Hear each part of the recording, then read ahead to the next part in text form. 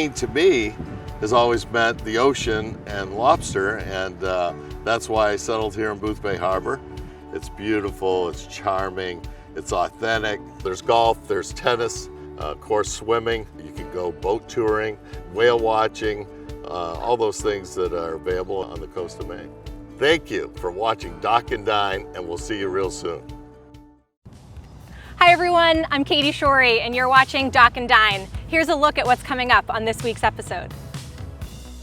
So we're fifth generation captains. I can't say enough as far as how well my boys have stepped up to the plate. The Maine Island Trail Association is a water trail that spans the coast of Maine, all the way from Kittery to the Canadian border. I'm proud to be a fisherman, yeah. I'm very proud to be a fisherman. There's actually 4 generations now that are here working the restaurant. We're in our 53rd year, and so it's really important to us to continue that and to create that community space. Hi, I'm Katie Shorey and I am the Director of Engagement for Live and Work in Maine. So I work with our employer partners and community members throughout the state. We try to attract new people to the state and also try to retain the people that we have here. So I love being in Maine because my parents are nearby. I'm a really big foodie, so love trying the new restaurants. And my camp is my favorite place, so I love spending the summers there on the canoe and fishing and being in the sun and with friends. So I try to take advantage of everything that I can in Maine. I'm really excited to be part of this new project, Dock and Dine, to be exploring the Lakes Mountain regions as well as our sea and coastal communities and seeing the businesses and people there that make up our great state and sharing their stories.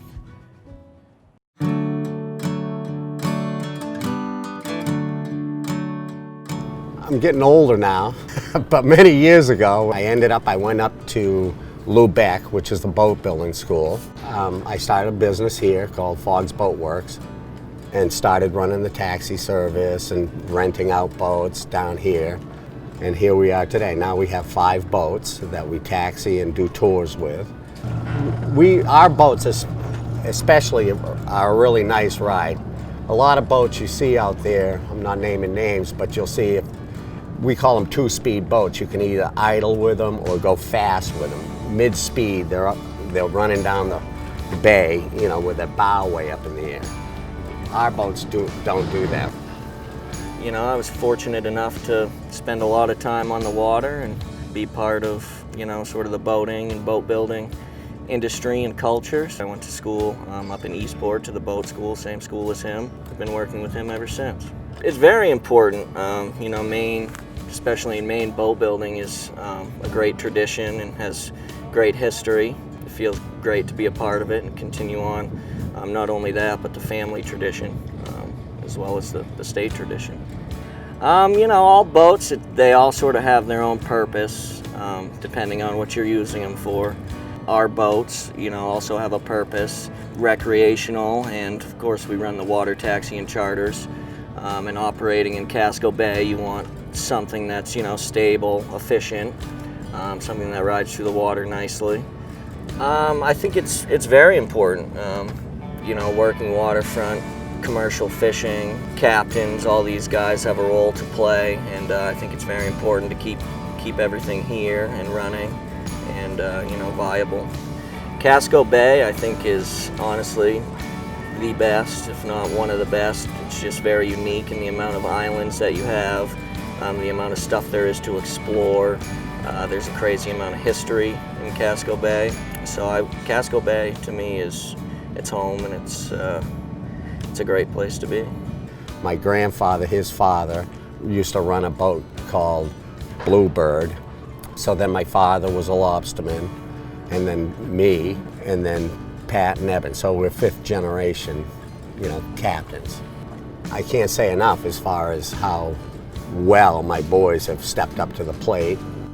The first schooner was built in Maine. So as a heritage, Maine people like to work. They like to work, and they like to work hard. I'm in heaven right now. Everything's going really well. You know, we've got a little setback this year, but I'm in hopes that it'll come back here relatively soon. You know, a lot of people talk about retirement and this and that, and I'd say, well, what am I gonna do? You know, I couldn't ask for more, really. The Maine Island Trail Association is a water trail that spans the coast of Maine, all the way from Kittery to the Canadian border. So there's a pocket of the trail that you can explore wherever you are on the coast. And a water trail is a trail meant to be traveled by boats. So it's not like the Appalachian Trail where you go from one end to the other. You could go out for just a day and have a picnic with your friends and family, or you could spend a few weeks out there camping on island to island. So we represent 241 sites. The mileage is about 375, but it's kind of tricky because there's not one way to travel it. You could spend miles and miles just going through Casco Bay. So it's a little different kind of a trail. You could have a kayak, sailboat, or a powerboat. It was actually started by a group of small powerboaters. Any kind of adventure you want to have on the water, there's something for you. We're a membership organization, which means that we have varying levels of membership, and with membership you get a guidebook as well as a mobile app. But the mobile app is actually free to download, and it includes all of the publicly listed sites. So it's really easy and approachable just to learn about the type of information that we're providing for folks. You know, if you live in Brunswick, there's places for you to go explore around your area or down the coast in Lubec. Part of the Island Trail experience is this restorative quality of nature always, and we think there's a lot of people that are seeking that now. We don't own any land. It's all just partnerships and handshake agreements with landowners, and so the agreement is that we'll help take care of the place as long as they keep it open to the public. So we have this new program this year where if you participate in helping us steward these islands, you can become a member of MITA and get all the information that I was just talking about with the app. And we're hoping that more people get involved in taking care of the places that are, you know, restoring our souls in this strange time we're all living in. We have about 500 volunteers every year that go out on the trail with us or in their own boats. We have a fleet of 8 boats that take groups of people out, and the main thing that we do for landowners and people that are visiting the trail is we take care of a lot of the marine debris. I think it's about 1,200 bags of marine debris we take off the coast every year. We also maintain trails and campsites and things, but marine debris, as a lot of people know, is a really big issue, and so we're trying to keep the trail this wild, natural feeling place for people to really just enjoy their time out there. And if you see trash while you're out there, just make sure you pick it up. I grew up in a boating community, and so it's, you know, I went to fishing camp in middle school, so like I've always been around the ocean, and so I went to Vermont for a little while and decided that being landlocked wasn't for me, so came back to the coast and found this wonderful community in MITA. Every place is different, like from Casco Bay to Penobscot Bay is totally different, up to the Gold Coast is completely different. It feels like a different pocket of Maine, every place you go. You can go to MITA.org, MITA.org, and that's really like a great jumping off point. You know, we're not in the office right now, but whatever questions you have about trip planning or how to get more involved in our volunteer work, all those sorts of things, we're so happy to answer any questions you have or point you in the direction of somebody who might know better. There's so many really knowledgeable people on the coast of Maine, and we love to connect people with them.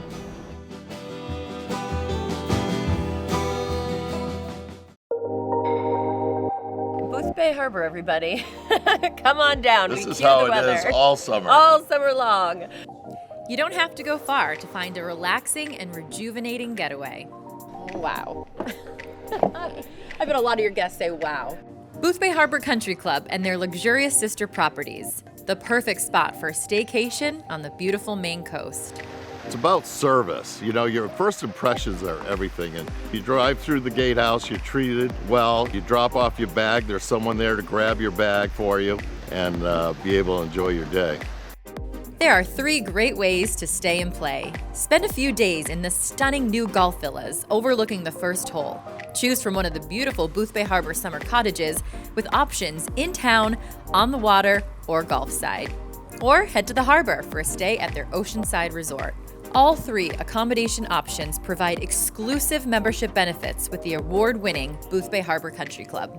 Architectural Digest made us best club in America, best clubhouse for design and usefulness and friendliness. And then Down East Magazine has just recognized us for the second year in a row as the best country club, best golf course in the state of Maine, which I agree with completely. Wherever you choose to stay and play, there are also delicious dining options, access to the Wellness Center, and an opportunity to explore the harbor in a Hinckley yacht. All right here at the world-renowned Boothbay Harbor Oceanside Golf Resort.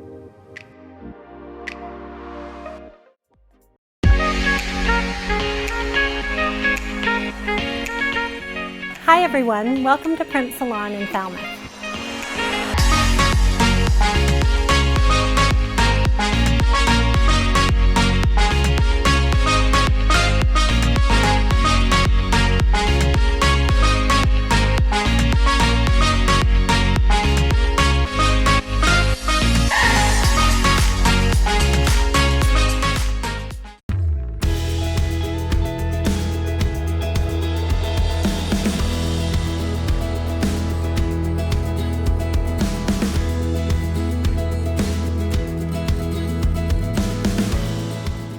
Hello, my name is Jay Dearborn. I am the president of WEX Corporate Payments. I left Maine at 18. I was gone 18 years. Had the opportunity to come back. I've been back now for 3.5 years and couldn't be happier to have both my life and my work here in Maine.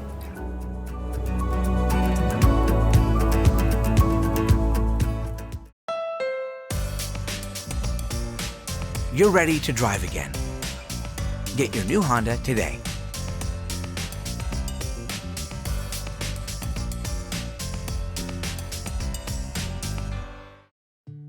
So the Maine Coast Fishermen's Association is an industry-based nonprofit, and we work with commercial fishermen up and down the coast to try and build a sustainable fishing future for Maine and vibrant working waterfronts for the next generation of fishermen. The coast of Maine is an extremely unique place, and when you come here and you meet the fishermen and you get to know them and their families and you realize just what they bring to our state, it's magical. We need to hold on to the heritage but move into the future, and so we're right at that nexus as an organization of protecting our heritage while building a vibrant future for Maine's fishing economy. Yeah, so the Maine Coast Fishermen's Association spends a lot of time with fishermen understanding the issues that they're facing. We advocate for them in the political world, and then we go about building projects that are either research-based with them in mind, or go out there and do research for them to identify places of need within Maine. But essentially what we do at our heart is we listen to fishermen, we bring ideas to them, we take their ideas and we implement them. Yeah, so we're in Harpswell, Maine, and Harpswell is actually the town in Maine with the most coastline. So it's got 216 miles of coast in Harpswell, which is about half the coastline of Rhode Island. So Harpswell's got a lot of coast, and it's a really special town because it not only has lobstermen, but it's got fishermen that participate in the groundfish fishery and the scallop fishery and menhaden. It's one of the most diverse fishing communities in Maine, and it's really, really special. And so I wanted to bring you guys here to Allen's Seafood at Lookout Point to meet Tom Santaguida. He's got a lot of different skills that he brings to the table, a lot of different desires and hopes for his business and the future of the fishing industry. And he just has a really unique story to tell when it comes to how he's trying to make his business work through not only the current COVID crisis, but looking into the future as we're thinking about diverse fishing industry and what we can do with all the unique things that come out of the Gulf of Maine. So I'm an independent lobster fisherman. I've fished every year since I was 8, so 50 years.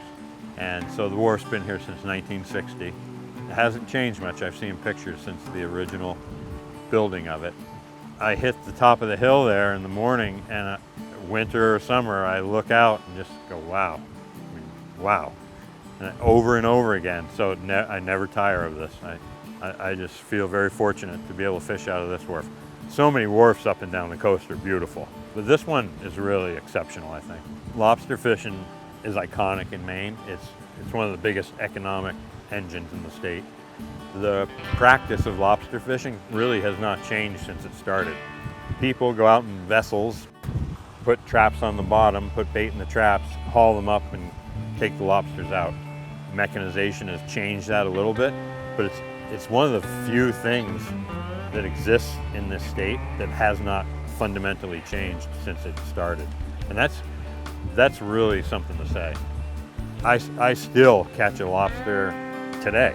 I mean, I look at a lobster like I'm still a little kid, and I catch thousands and thousands and thousands of them. So there's two kinds of crabs in Maine. The ones with big claws are Jonah crabs. The Atlantic rock crab is the crabs we catch in these bays, and they're also locally known as limberleg crabs or peaky toe crabs. So I decided I was going to put extra effort into crabbing this year and trying to instruct people about how good they are. These crabs are full of meat, they're inexpensive, crazy good to eat. We started a Facebook page called Maine Fish Direct. I've been really aggressively marketing them, and pretty much it's a lot of extra work, but pretty much selling out of them every round of crabs we get. A lot of people who are fishermen wouldn't really do anything else. And I'm proud to be a fisherman. Yeah, I'm very proud to be a fisherman. We're at the Dolphin Marina restaurant on the tip of Basin Point in the heart of Casco Bay. It's a pretty unique location. A lot of guests come and feel like they are literally at the end of the earth. The view is pretty insane, so they are pretty excited to be here. It was founded in 1966 by my grandparents, Malcolm and Jean Saxton. The land was acquired in the early 1900s, so my grandfather's great-grandmother used to season over on Potts Point in the inn, and she looked across the way and told her husband that she wished that he would buy it for her, and he did, for I think $2,000. And a few generations later, my grandfather fell in love with it, and he and his wife Jean decided to raise their family here, right in Harpswell. And so that's kind of how we found ourselves here. My grandfather sold gas, rented some boats, and then my grandmother started a little coffee shop to complement that. And it really became a gathering place for locals to come, to get a cup of chowder, have a cup of coffee. Game of cribbage was a staple. You know, there were 2 booths, a grill, and some stools. And over a few years, the dining room was added, and it became this sort of little gem that was kind of hidden away. And the biggest thing is that that community really appreciated what they did for this area. So now here we are. There's actually 4th generations now that are here working the restaurant. It's been family owned and operated since 1966, so we're in our 53rd year. And so it's really important to us to continue that and to create that community space. And we're just happy to be here. We've had customers coming that have grown up here and they're taking their kids here, and you know, it's just this generational thing, and we're part of the story of their lives. It's not just about our family and what we do and our Dolphin family, as in our staff, because our staff is really, really amazing, and it's something that's really important that helps us keep going. And so through this whole process of this COVID experience has been really interesting, because you see all of these people they're just so happy to have us open, you know, in the limited way that we can, doing takeout and curbside and boatside, which is awesome. And they're just saying thank you. Thank you for being open. We love the Dolphin. We love coming here. Thank you for giving us a little bit of normal in this really crazy time. So John Tangway is a local fisherman. He fishes for one of the co-ops locally here, and so part of the lobster that you'll be trying, he has proudly personally caught. He has been here, and Harpswell, his family has been here for generations, and so he is a staple at our bar on most weekend or weekdays that we'll see. So he's definitely considered sort of part of that Dolphin family, that extension. But you know, we're really proud to have a lot of support from our locals here in Harpswell, not just the fishermen, but the people that live here year-round and seasonally. So that's kind of why we're doing what we're doing. I have a 46 Muscle Ridge, and I'm a commercial lobsterman. I've been fishing I've been going out on boats since I was probably 3 years old, but since being out on the water in a bigger boat, I believe I was 24 years old. I just love every aspect of it. I love all 4 seasons. I fish all winter long.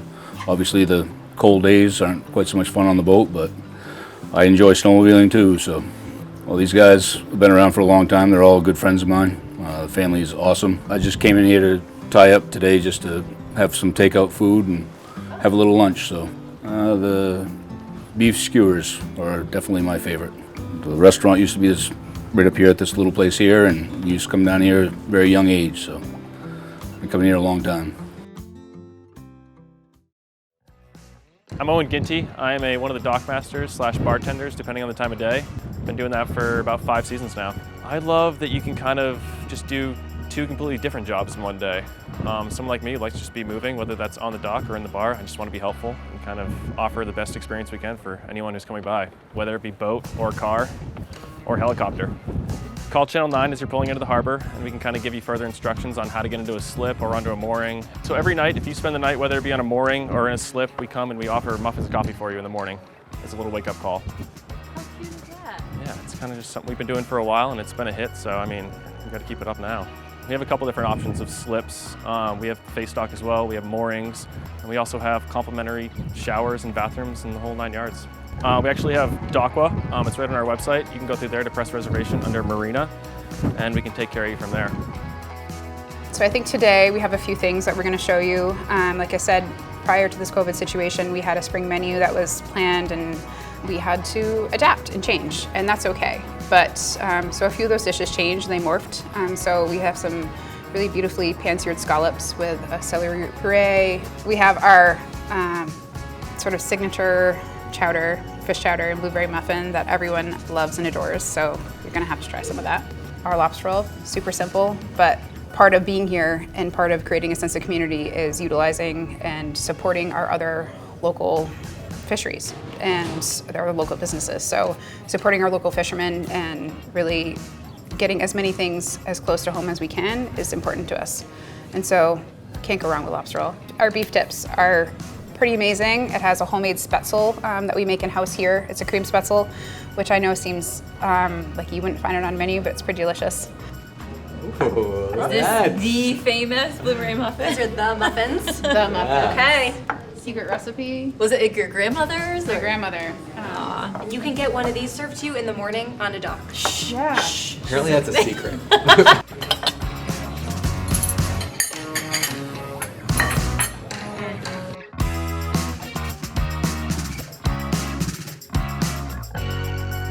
We have the fish chowder Oh. and our signature crab cakes, the garlic aioli, and then of course the lobster roll. Beautiful. Yum. We got to meet some of the crabs earlier today. I know. We did. Is that crab, Maine crab? Yeah, awesome. What we've got Beautiful. here is a pan-seared scallop with a celery root puree and a bulgur wheat tabbouleh salad with a lavender beurre blanc. And what's your name? Chef Anthony. Hi, Chef Anthony. Thank you. Thank you, this looks delicious. Oh. What we've got here is grilled tenderloin tips with a creamed spätzle and braised purple cabbage with a chambord demi. Do you have a favorite on the menu, or is everything your? This one's my favorite. Yeah. All right. Great. Thank you. Thank you. Thank you guys. Now, this, my friends, is what I call a really good fish chowder. She hit the jackpot too. Check out my goods. Oh, I love Maine. Friends, I would like to propose a toast. Yes. This is our first episode of Dock and Dine. It has been so fun. We had a great day in Portland and Harpswell. I want to say thanks to the family of the Dolphin Marina for hosting us. And this delicious food. So good. And Ben from the Maine Coast Fishermen's Association, thanks for coming along. Hey, I am happy to be here, and look at what's in front of us. We've got scallops, we got crab, we got lobster, we got all kinds of fish. Like, this is a Maine dinner, right? Yeah. This is perfect. We're so lucky to be in Maine. Cheers to Maine. Cheers. Cheers to Cheers Maine. to summer. Dock and Dine. Dock and Dine. Woo! Thank you for watching Dock and Dine. To check out all of our other episodes, visit mainlifemedia.com or follow us on Instagram at Dock and Dine Maine. Happy exploring, and we'll see you next week. P.S. When you come to the Dolphin Marina, you must try their super popular drink. It's the blueberry lemonade with a kick. Happy exploring. I messed up again. I'm so sorry. Take a look at this. Whoa. I am not. That is no joke. Now this is a fish chowder.